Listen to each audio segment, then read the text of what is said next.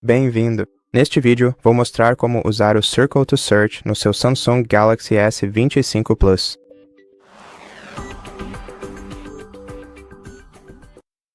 Primeiramente, se você estiver usando botões de gesto como este aqui embaixo, então será necessário pressionar e segurar o botão Home por alguns segundos.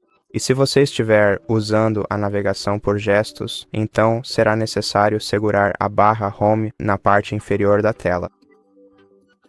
Depois disso, circule qualquer objeto na tela com o dedo e deixe o Gemini encontrar qualquer informação relacionada a isso para você. E é assim que se faz.